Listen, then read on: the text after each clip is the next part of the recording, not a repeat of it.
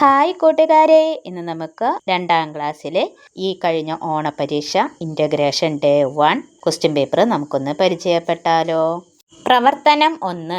കുട്ടനുറുമ്പിൻ്റെ പിറന്നാൾ. ഇന്ന് കുട്ടനുറുമ്പിൻ്റെ പിറന്നാളാണ്.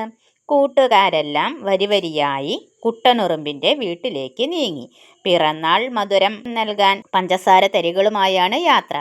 വാഴത്തോട്ടം പിന്നിട്ട് പാടവരമ്പിലൂടെ അവർ നടന്നു. മാനം ഇരുണ്ടു, തണുത്ത കാറ്റ് വീശി. ഏതു സമയത്തും മഴ പെയ്യും. ചിണ്ടനുറുമ്പ് പറഞ്ഞു. ടേ ടേ ടോ ടോ.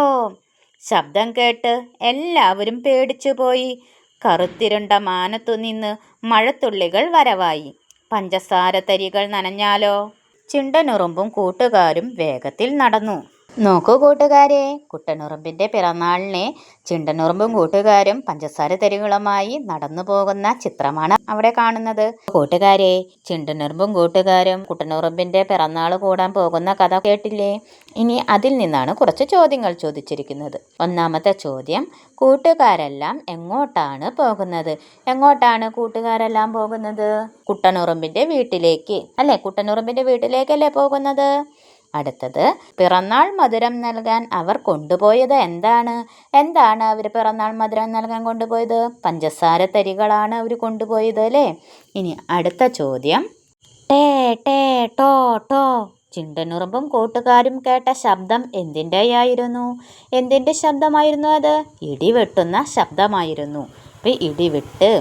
നാലാമത്തെ ചോദ്യം, ഏതു സമയത്തും മഴ പെയ്യും എന്ന് ചിണ്ടനുറുമ്പ് പറഞ്ഞത് എന്തുകൊണ്ടാണ് അങ്ങനെ പറയാൻ കാരണം? മാനം ഇരുണ്ടു, തണുത്ത കാറ്റു വീശി. അടുത്ത ചോദ്യം, ചിണ്ടനുറുമ്പും കൂട്ടുകാരും വേഗത്തിൽ നടക്കാൻ കാരണമെന്ത്? മഴ പെയ്ത് പഞ്ചസാര തരികൾ അലിയുമെന്ന് വിചാരിച്ച്. പ്രവർത്തനം 2. സംഭാഷണം എഴുതാം. ചാറ്റൽ മഴ പെരുമഴയായി. പഞ്ചസാര തരികൾ അലിഞ്ഞുപോയി. കുട്ടനുറുമ്പിന് ഇനി എന്തു കൊടുക്കും? അവർക്ക് സങ്കടമായി. അപ്പോഴാണ് ചിങ്കൻ കുരങ്ങൻ വയലിൽ നെന്മണികൾ വാരിക്കൂട്ടുന്നത് കണ്ടത്. അപ്പോൾ ഈ ചിണ്ടനുറുമ്പും ഈ കുരങ്ങനും തമ്മിലുള്ള സംഭാഷണമാണ് നമ്മളോട് എഴുതാൻ പറഞ്ഞിരിക്കുന്നത്. ചിണ്ടനുറുമ്പ് പറയുന്നത്, കുരങ്ങൻ ചേട്ടാ, ഇത്തിരി നെന്മണി തരുമോ? എന്താ കുരങ്ങൻ ചോദിച്ചത്? എന്തിനാ? അപ്പം ചിണ്ടനുറുമ്പ് എന്ത് പറയും? ചിണ്ടനുറുമ്പ് പറഞ്ഞു, കുട്ടനുറുമ്പിനെ കൊടുക്കാനാ. അപ്പോൾ കുരങ്ങൻ എന്ത് പറയും? അപ്പോൾ കുരങ്ങൻ ചോദിച്ചിട്ടുണ്ടാവും, കുട്ടനുറുമ്പിന് എന്തിനാ നെന്മണികൾ കൊടുക്കുന്നത് എന്ന് ചോദിച്ചിട്ടുണ്ടാവും. അപ്പോൾ ചിണ്ടനുറുമ്പ് പറഞ്ഞു, കുട്ടനുറുമ്പിൻ്റെ പിറന്നാളാ. അപ്പോൾ കുരങ്ങൻ എന്ത് പറയും? എങ്കിൽ വേണ്ടവോളം നെൽമണികൾ എടുത്തോളൂ. ഇങ്ങനെ സന്ദർഭത്തിനനുസരിച്ച് നമുക്ക് സംഭാഷണം എങ്ങനെ വേണമെങ്കിലും എഴുതാം. ഇനി പ്രവർത്തനം 3, ചേർത്തു വരയ്ക്കാം. നെന്മണികളുമായി നടക്കാൻ തുടങ്ങുമ്പോഴാണ് അവർ കുറേ കൃഷി ഉപകരണങ്ങൾ കണ്ടത്. ഇവയുടെ ഉപയോഗങ്ങൾ എന്തൊക്കെ? വരച്ച് യോജിപ്പിക്കൂ. കുരങ്ങൻ നെൽമണികളൊക്കെ കൊടുത്ത് ചിണ്ടനുറുമ്പും കൂട്ടുകാരും നെൽമണികളുമായിട്ട് നടക്കാൻ തുടങ്ങുമ്പോഴാണ് അവരവിടെ കുറേ കൃഷി ഉപകരണങ്ങളൊക്കെ കണ്ടത്. അവയുടെ ഉപയോഗം എന്താണെന്നുള്ളത് നമുക്ക് വരച്ച് യോജിപ്പിക്കാം.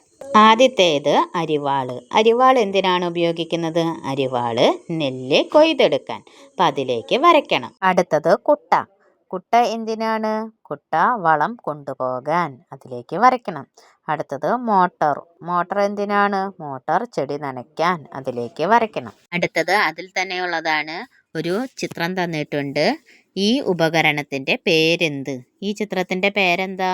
ഈ ഉപകരണത്തിൻ്റെ പേര് കൈക്കോട്ട്. ഇനി ഉപയോഗം. ആ കൈക്കോട്ടിൻ്റെ ഉപയോഗം അവിടെ എഴുതണം. എന്തിനാണ് കൈക്കോട്ട് ഉപയോഗിക്കുന്നത്? മണ്ണ് കിളയ്ക്കാൻ. അപ്പോൾ അതവിടെ എഴുതണം, മണ്ണ് കിളയ്ക്കാൻ. അടുത്തത് പ്രവർത്തനം 4, വരികൾ ചേർക്കാം, ഒത്തുപാടാം. കുട്ടനുറുമ്പിൻ്റെ വീട്ടിൽ പിറന്നാളാഘോഷം പൊടിപൊടിക്കുകയാണ്. പാടി നോക്കൂ.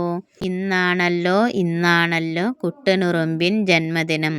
പച്ചത്തത്ത പറന്നെത്തി തോരണമെങ്ങും തൂക്കുന്നു. കുട്ടനുറുമ്പിൻ്റെ വീട്ടിലെ പിറന്നാളിന് അവിടെ ഒരു പാട്ട് പാടുന്നതാണ്.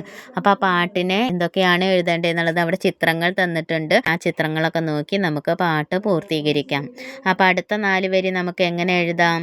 ഇന്നാണല്ലോ കുട്ടനുറുമ്പിൻ ജന്മദിനം. ആ 2 വരി ആദ്യത്തെ തന്നെ എടുത്തെഴുതാം. പിന്നെ എന്തെഴുതാം? കുഞ്ഞു കുരങ്ങൻ നടന്നെത്തി, കേക്കും കൊണ്ട് നടന്നെത്തി. അങ്ങനെ വേണമെങ്കിൽ എഴുതാവുന്നതാണ്. ഇനിയും 4 വരി നമ്മൾ എഴുതണം. അപ്പോൾ ആദ്യം എഴുതിയ വരി തന്നെ വീണ്ടും എഴുതാം. ഇന്നാണല്ലോ കുട്ടനുറുമ്പിൻ ജന്മദിനം. ചാടി വരുന്നു മുയലച്ചൻ, ബലൂണുമായി ചാടി വരുന്നു മുയലച്ചൻ. ഇതുപോലെ തന്നെ നമുക്ക് മയിലിനെ കുറിച്ചും കുയിലിനെ കുറിച്ചൊക്കെ എഴുതാം. നൃത്തം ചെയ്യാൻ മയിൽ വരുന്നു, അതുപോലെ പാട്ടുപാടാൻ കുയിൽ വരുന്നു എന്നൊക്കെ നമുക്ക് എഴുതാവുന്നതാണ് കേട്ടോ. നമുക്ക് ഇഷ്ടമുള്ള പോലെ നമുക്ക് പൂരിപ്പിക്കാം. പ്രവർത്തനം 5. പരീക്ഷണം ചെയ്യാം. ചിണ്ടനുറുമ്പും കൂട്ടുകാരും കൊണ്ടുപോയ പഞ്ചസാരത്തരികൾ മഴയിൽ അലിഞ്ഞുപോയത് നിങ്ങൾക്ക് ഓർമ്മയില്ലേ? എല്ലാ വസ്തുക്കളും വെള്ളത്തിൽ അലിയുമോ? അരിമണികൾ, ഉപ്പ്, പഞ്ചസാര, ചെറുപയർ, കടല എന്നിവയിൽ വെള്ളത്തിൽ അലിയുന്നവയും അലിയാത്തവയും ഏതൊക്കെയെന്ന് നോക്കാം. അപ്പോൾ പരീക്ഷണക്കുറിപ്പാണ് ഇനി.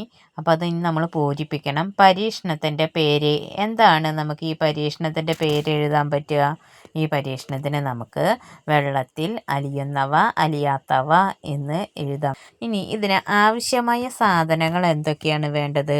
ഒരു ബക്കറ്റ്, അതിൽ വെള്ളം, പിന്നെ എന്ത് വേണം? അരിമണികൾ, ഉപ്പ്, പഞ്ചസാര, ചെറുപയർ, കടല എന്നിങ്ങനെ നമുക്ക് എഴുതാം. അടുത്തത് പരീക്ഷണം ചെയ്യുന്ന വിധം. എങ്ങനെയാണ് നമ്മൾ പരീക്ഷണം ചെയ്യുന്ന വിധം എഴുതുക?